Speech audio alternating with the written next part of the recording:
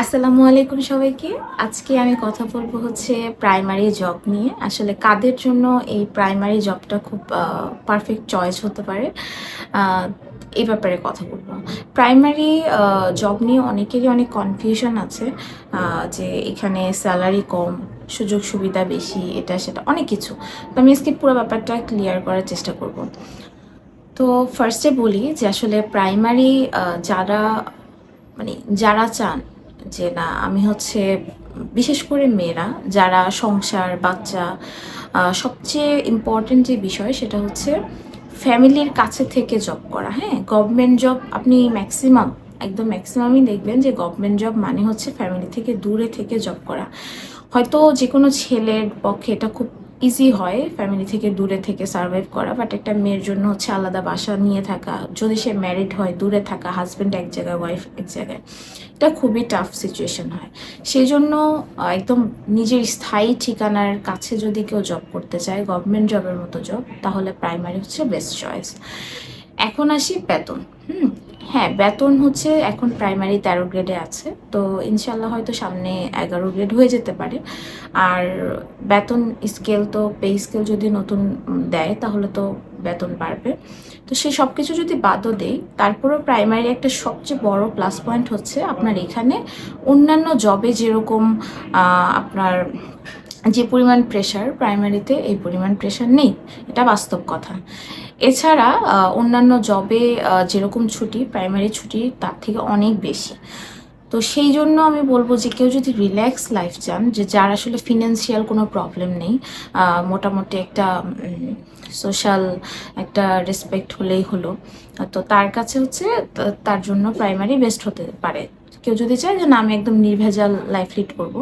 এছাড়া আরেকটা কাজ হতে পারে, আপনি যদি মনে করেন যে আপনি জবের পাশাপাশি কিছু একটা করবেন, ব্যবসা হোক, সেটা অন্য যে কোনো কিছু হোক, হয়তো বা ফ্যামিলিকে টাইম দেওয়া অতিরিক্ত, অথবা অন্য কিছু করা, মানে পড়ানোর পাশাপাশি, হ্যাঁ, সেটা যদি করতে চান তাহলে প্রাইমারি বেস্ট। আপনি যদি এদিকে ব্যাংক অথবা অন্যান্য জবের কথা চিন্তা করেন, সেক্ষেত্রে কিন্তু বিশেষ করে বিসিএস, ব্যাংক, এইসব জব যারা করে তারা কিন্তু আসলে ওই মানে ওই জবের পাশাপাশি কিন্তু অন্য কিছু করার খুব একটা সুযোগ থাকে না, কারণ দিন শেষে আমরা তো মানুষ, সারাদিন কাজ করে অন্য কিছুকে সময় দেওয়া এভাবে হয় না। তো সেই জন্য যারা আসলে খুব ফ্যামিলি ওরিয়েন্টেড মানুষ, যারা বাসায় থেকে আসলে সারা জীবন পার করতে চান, যে না আমি ফ্যামিলির সাথে থাকবো, দূর দূরান্ত কষ্ট করব না, এরকম যদি কারো মেন্টালিটি হয়, তারা করতে পারেন। এবং যাদের অবশ্যই ফিনান্সিয়াল ব্যাপারটা দেখবেন।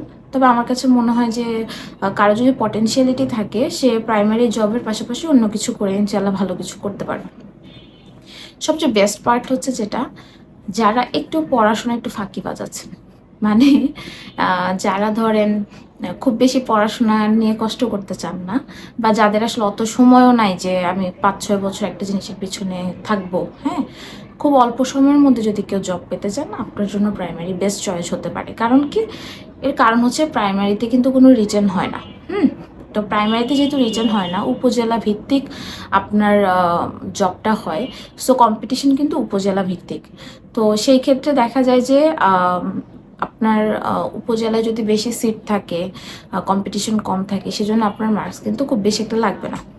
যেহেতু রিটেন নেই, সেহেতু দেখা যায় যে আপনার অনেক কিছু করতে হলে সেক্ষেত্রে মানে আপনার রিটেনের যে হিউজ একটা নলেজ, এই নলেজের কিন্তু কোনো প্রয়োজন নেই। কারণ এখানে হচ্ছে এমসিকিউ বেস মানে পরীক্ষা হয়, এমসিকিউতে পাস করলেই সেখানে ভাইবা পর্যন্ত হয়, আর ভাইবা হয়ে গেলে আপনার জব। তাহলে এমসিকিউ পরীক্ষা, ভাইবা, এ দিয়েই প্রাইমারি জব। আর আপনি যদি অন্য দিক দিয়ে যদি অন্য যে কোনো জবের কথা চিন্তা করেন, ম্যাক্সিমামই হচ্ছে প্রিলি পাস করার পর আপনাকে একটা রিটেন দিতে হবে। আপনাদের মধ্যে অনেকেই আছে যারা ম্যাথে দুর্বল, যারা ইংলিশে দুর্বল, তাদের ক্ষেত্রে কিন্তু এই রিটেন পাস করাটা কিন্তু মানে খুবই বড় একটা চ্যালেঞ্জ। সো আপনারা চাইলে অবশ্যই প্রাইমারির জন্য প্রিপারেশন নিতে পারেন।